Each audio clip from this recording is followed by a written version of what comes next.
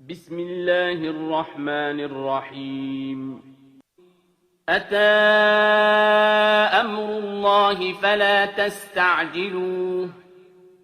سبحانه وتعالى عما يشركون. ينزل الملائكة بالروح من أمره على من يشاء من عباده أن أنذروا أنه لا إله إلا أنا فاتقون. خلق السماوات والأرض بالحق تعالى عما يشركون. خلق الإنسان من نطفة فإذا هو خصيم مبين. والأنعام خلقها لكم فيها دفء ومنافع ومنها تأكلون. ولكم فيها جمال حين تريحون وحين تسرحون. وتحمل أثقالكم إلى بلد لم تكونوا بالغيه إلا بشق الأنفس إن ربكم لرؤوف رحيم. والخيل والبغال والحمير لتركبوها وزينة ويخلق ما لا تعلمون. وعلى الله قصد السبيل ومنها جائر ولو شاء لهداكم أجمعين. هو الذي أنزل من السماء ماء لكم منه شراب ومنه شجر فيه تسيمون. ينبت لكم به الزرع والزيتون والنخيل والأعناب ومن كل الثمرات إن في ذلك لآية لقوم يتفكرون. وسخر لكم الليل والنهار والشمس والقمر والنجوم مسخرات بأمره إن في ذلك لآيات لقوم يعقلون. وما ذرأ لكم في الأرض مختلفا ألوانه إن في ذلك لآية لقوم يذكرون. وهو الذي سخر البحر لتأكلوا منه لحما طريا وتستخرجوا منه حلية تلبسونها وترى الفلك مواخر فيه ولتبتغوا من فضله ولعلكم تشكرون. وألقى في الأرض رواسي أن تميد بكم وأنهارا وسبلا لعلكم تهتدون. وعلامات وبالنجم هم يهتدون. أفمن يخلق كمن لا يخلق أفلا تذكرون. وإن تعدوا نعمة الله لا تحصوها إن الله لغفور رحيم. والله يعلم ما تسرون وما تعلنون. والذين يدعون من دون الله لا يخلقون شيئا وهم يخلقون. أموات غير أحياء وما يشعرون أيان يبعثون. إلهكم إله واحد فالذين لا يؤمنون بالآخرة قلوبهم منكرة وهم مستكبرون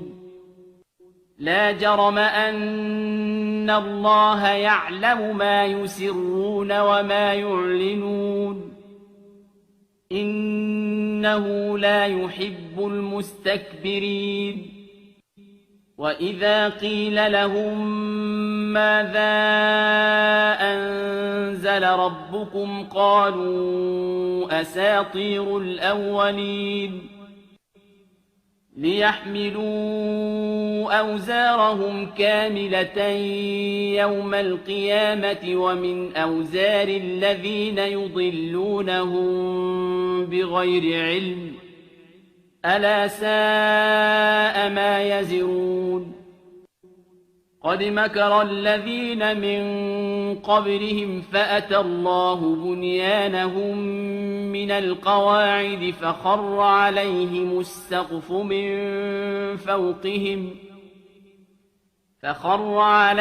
السقف من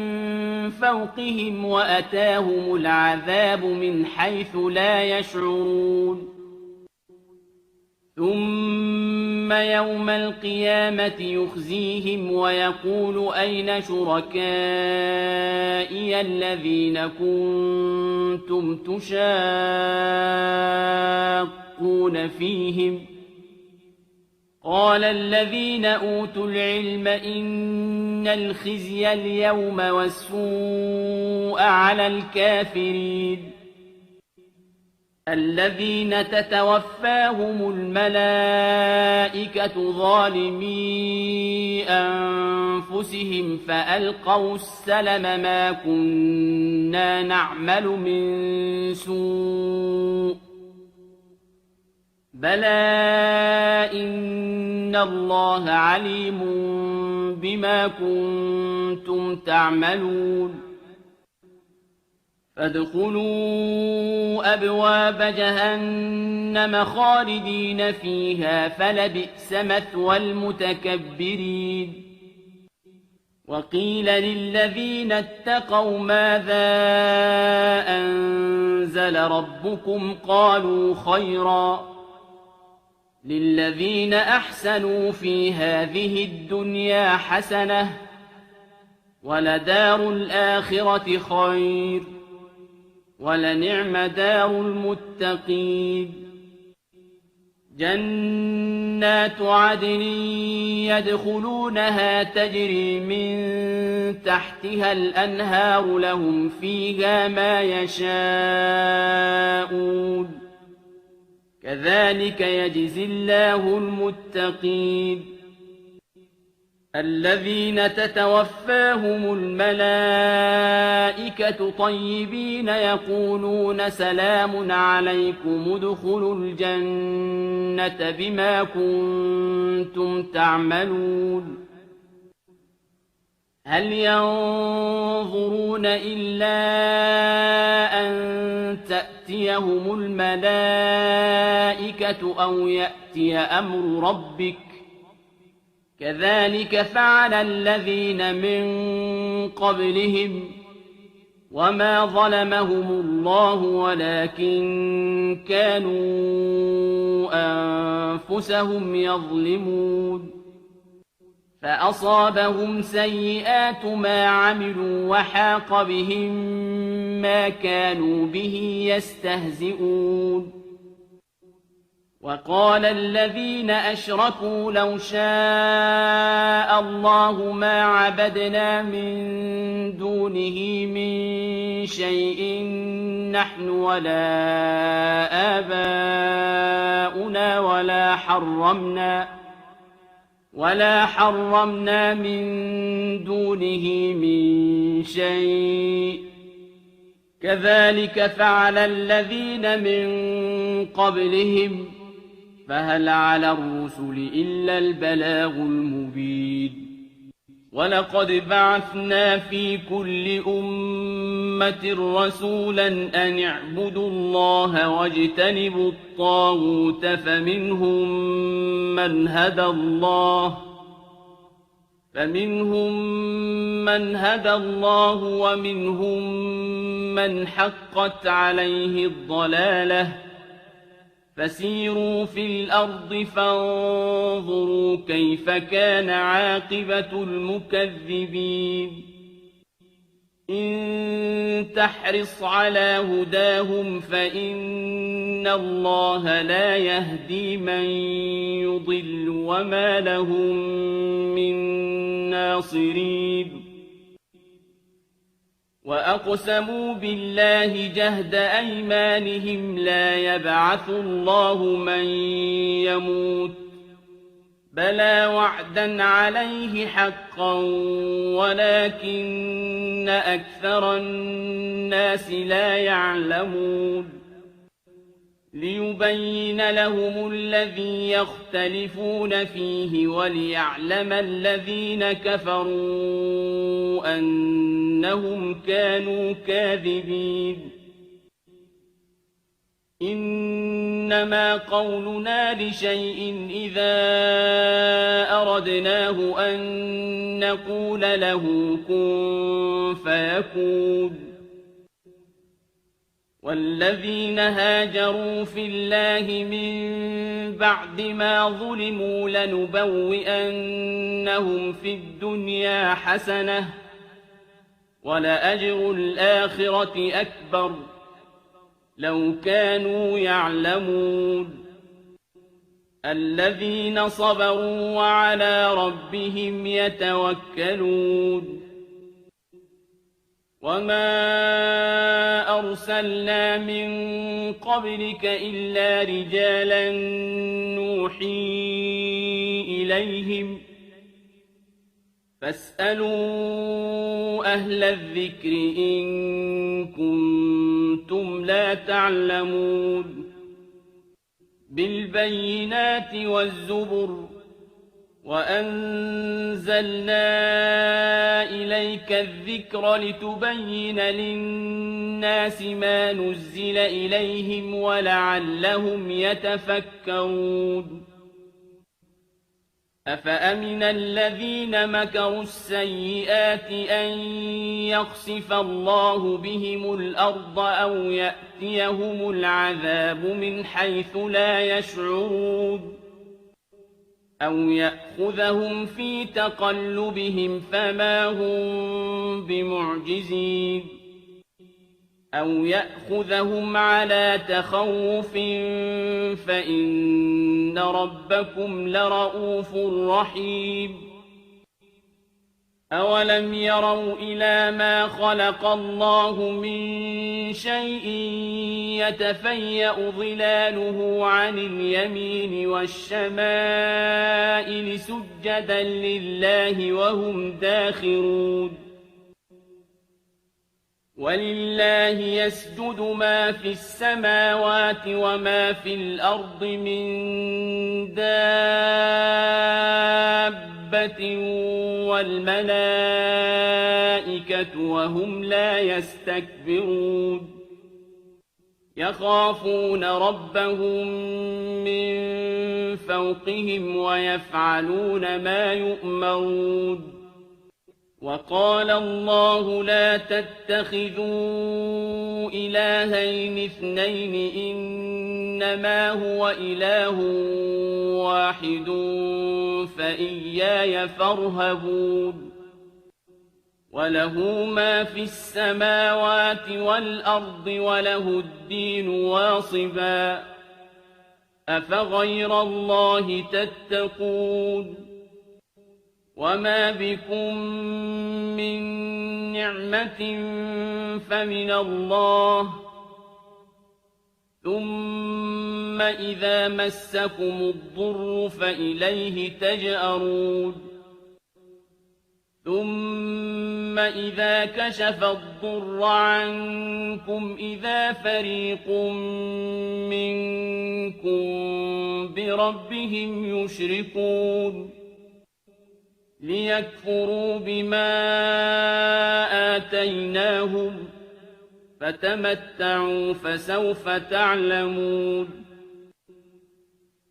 ويجعلون لما لا يعلمون نصيبا مما رزقناهم تالله لتسألن عما كنتم تفترون ويجعلون لله البنات سبحانه ولهم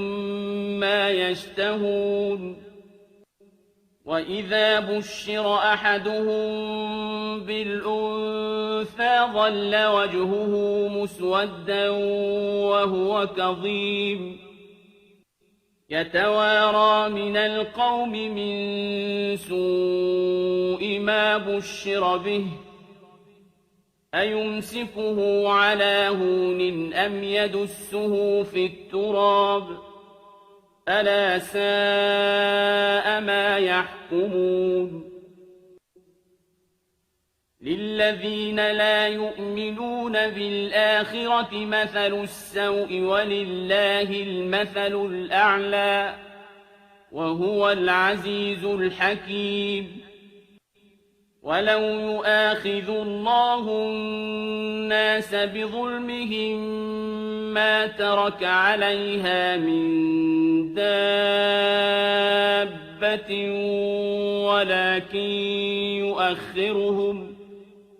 ولكن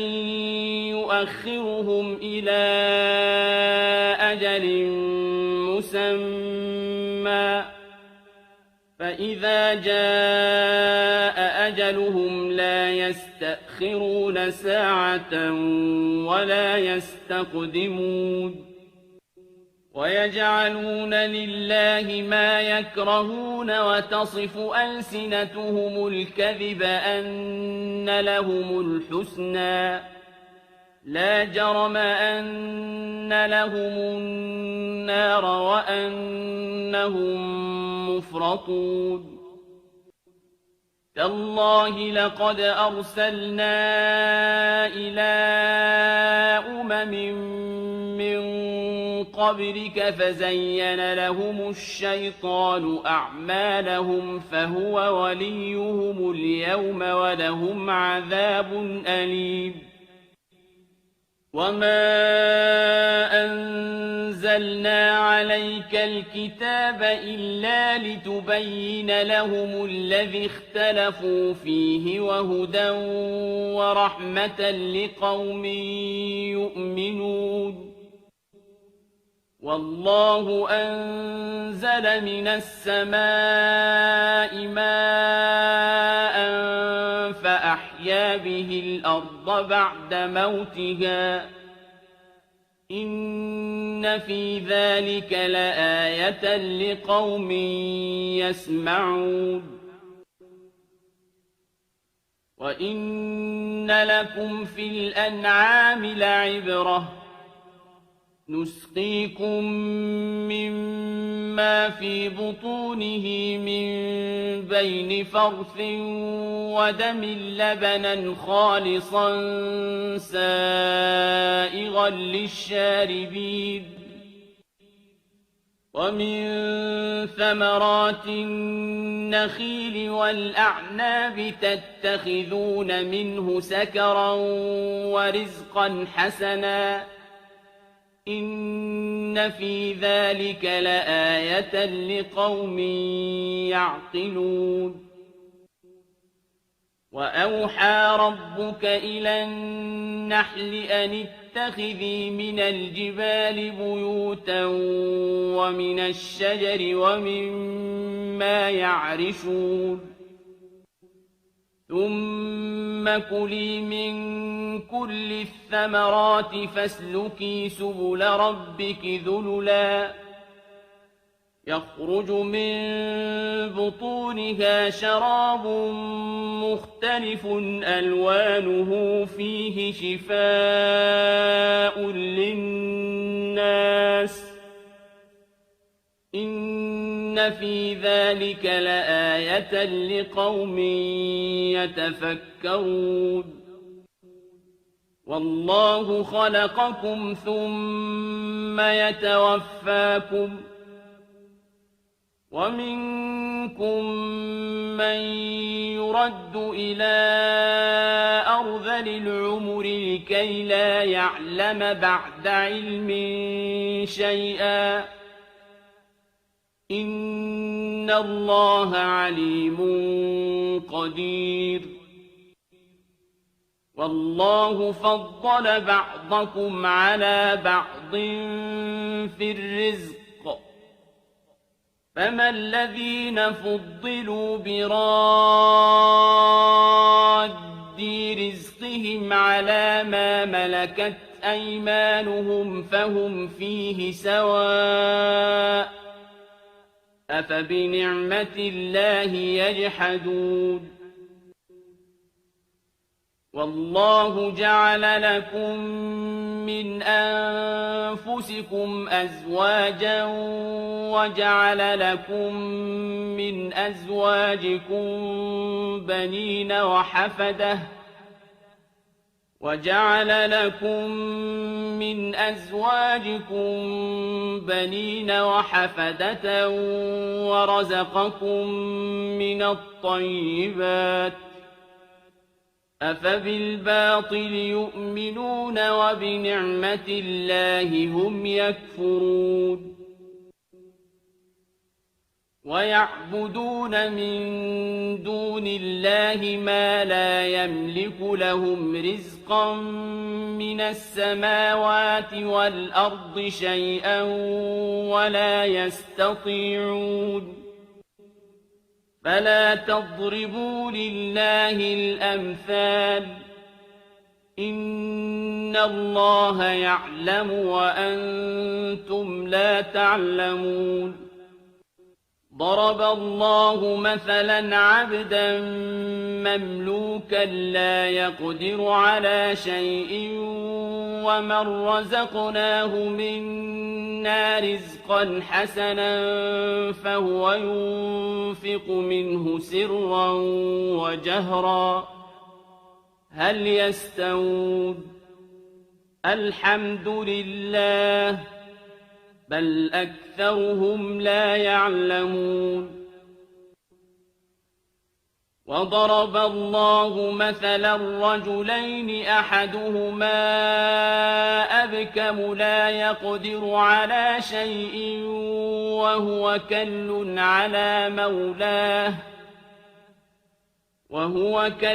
على مولاه أينما يوجهه لا يأت بخير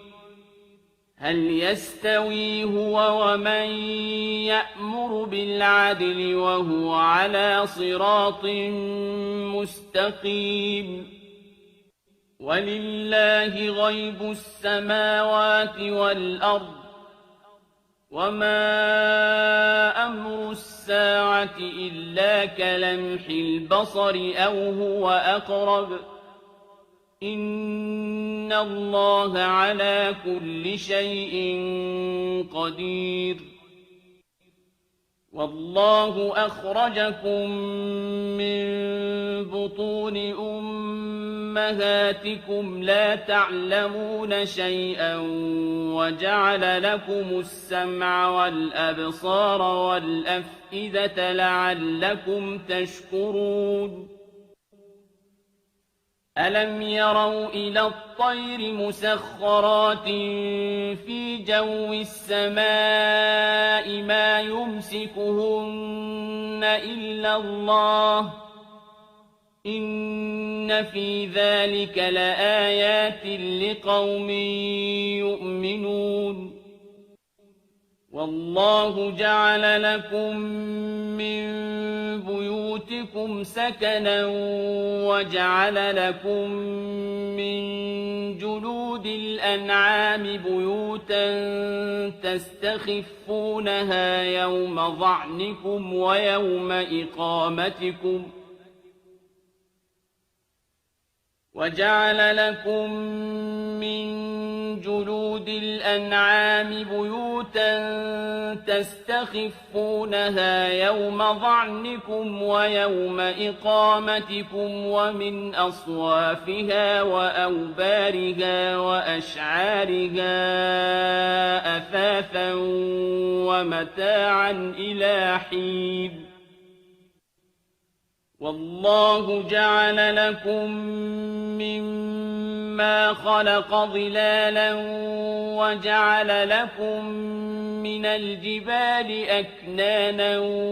وجعل لكم سرابيل تقيكم الحر وسرابيل تقيكم بأسكم كذلك يتم نعمته عليكم لعلكم تسلمون فإن تولوا فإنما عليك البلاغ المبين يعرفون نعمة الله ثم ينكرونها وأكثرهم الكافرون ويوم نبعث من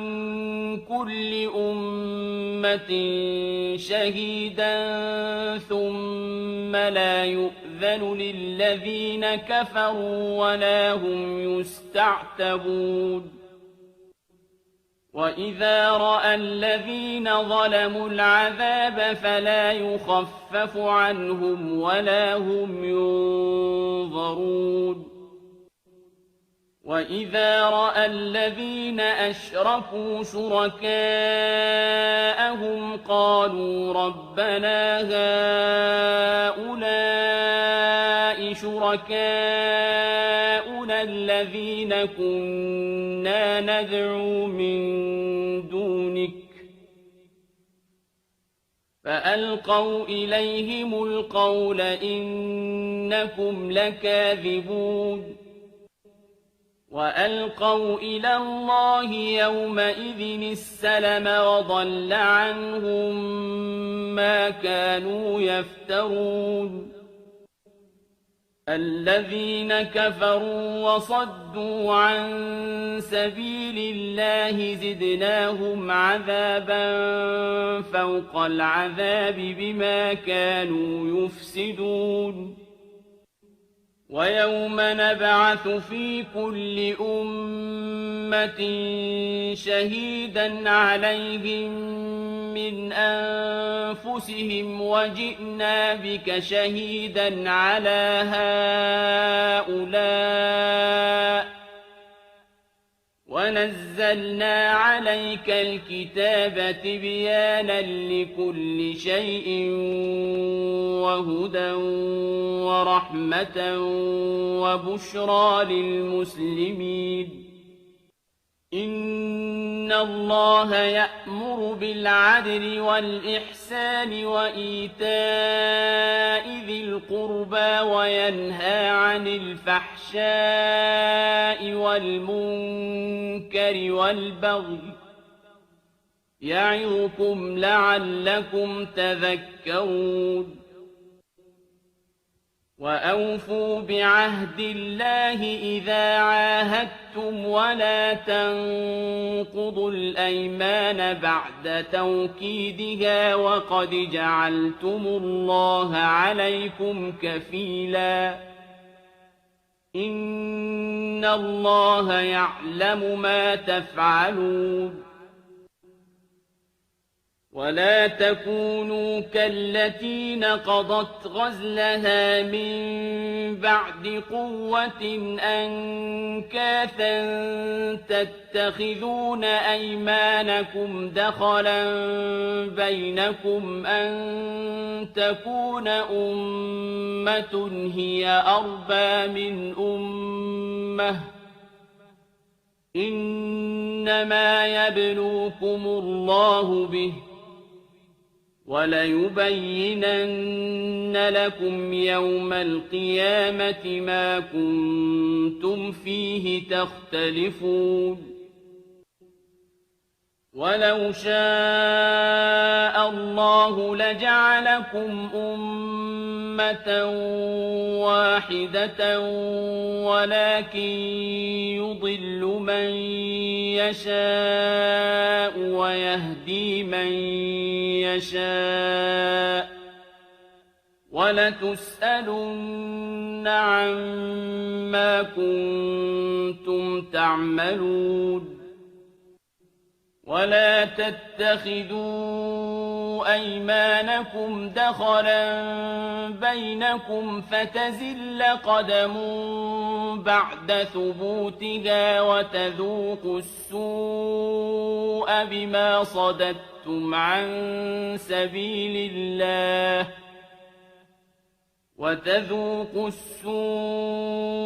بما صددتم عن سبيل الله ولكم عذاب عظيم ولا تشتروا بعهد الله ثمنا قليلا إنما عند الله هو خير لكم إن كنتم تعلمون ما عندكم ينفد وما عند الله باق ولنجزين الذين صبروا أجرهم بأحسن ما كانوا يعملون من عمل صالحا من ذكر أو أنثى وهو مؤمن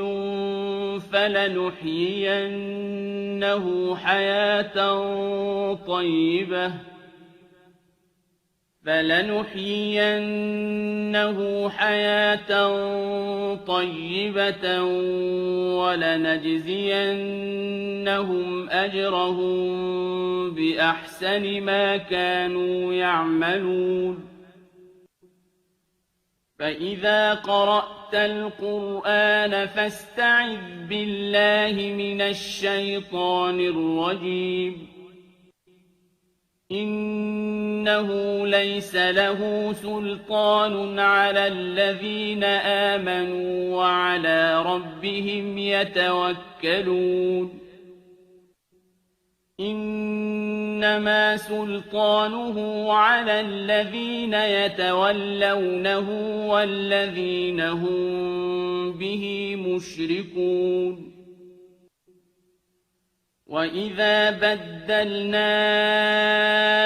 آية مكان آية والله أعلم بما ينزل قالوا إنما أنت مفتر بل أكثرهم لا يعلمون قل نزله روح القدس من ربك بالحق ليثبت الذين آمنوا وهدى وبشرى للمسلمين ولقد نعلم أنهم يقولون إنما يعلمه بشر لسان الذي يلحدون إليه أعجمي وهذا لسان عربي مبين إن الذين لا يؤمنون بآيات الله لا يهديهم الله ولهم عذاب أليم إنما يفتري الكذب الذين لا يؤمنون بآيات الله وأولئك هم الكاذبون من كفر بالله من بعد إيمانه إلا من أكره وقلبه مطمئن بالإيمان ولكن من شرح بالكفر صدرا فعليهم غضب من الله ولهم عذاب عظيم ذلك بأنه مستحب الحياة الدنيا على الآخرة وأن الله لا يهدي القوم الكافرين أولئك الذين طبع الله على قلوبهم وسمعهم وأبصارهم وأولئك هم الغافلون لا جرم أنهم في الآخرة هم الخاسرون ثم إن ربك للذين هاجروا من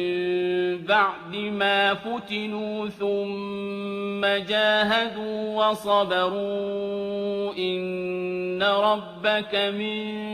بعدها لغفور رحيم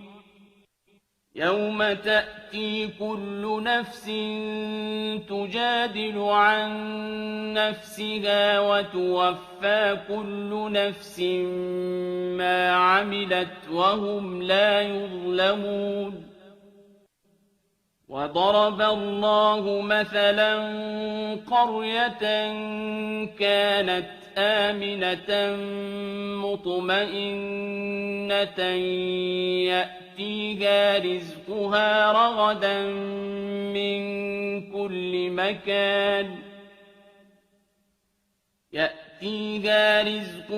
رغدا من كل مكان فكفرت بأنعم الله فأذاقها الله لباس الجوع والخوف بما كانوا يصنعون ولقد جاءهم رسول منهم فكذبوه فأخذهم العذاب وهم ظالمون فكلوا مما رزقكم الله حلالا طيبا واشكروا نعمة الله إن كنتم إياه تعبدون إنما حرم عليكم الميتة والدم ولحم الخنزير وما أهل لغير الله به فمن اضطر غير باغ ولا عاد فإن الله غفور رحيم ولا تقولوا لما تصف ألسنتكم الكذب هذا حلال وهذا حرام لتفتروا على الله الكذب إن الذين يفترون على الله الكذب لا يفلحون متاع قليل ولهم عذاب أليم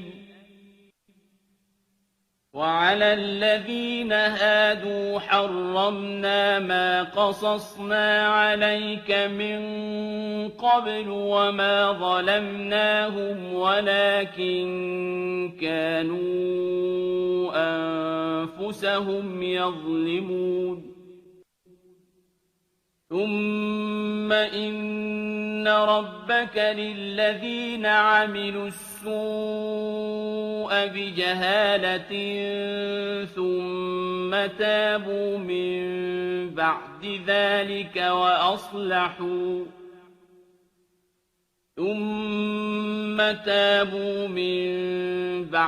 ذلك وأصلحوا إن ربك من بعدها لغفور رحيم إن إبراهيم كان أمة قانتا لله حنيفا ولم يك من المشركين شاكرا لأنعمه اجتباه وهداه إلى صراط مستقيم وآتيناه في الدنيا حسنة وإنه في الآخرة لمن الصالحين ثم أوحينا إليك أن اتبع ملة إبراهيم حنيفا وما كان من المشركين إنما جعل السبت على الذين اختلفوا فيه وإن ربك ليحكم بينهم يوم القيامة فيما كانوا فيه يختلفون ادع إلى سبيل ربك بالحكمة والموعظة الحسنة وجادلهم بالتي هي أحسن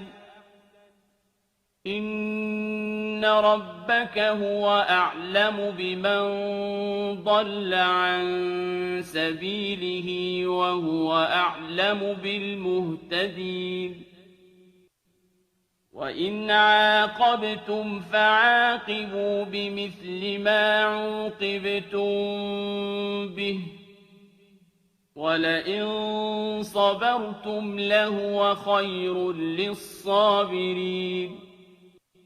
واصبر وما صبرك إلا بالله ولا تحزن عليهم ولا تك في ضيق مما يمكرون إن الله مع الذين اتقوا والذين هم محسنون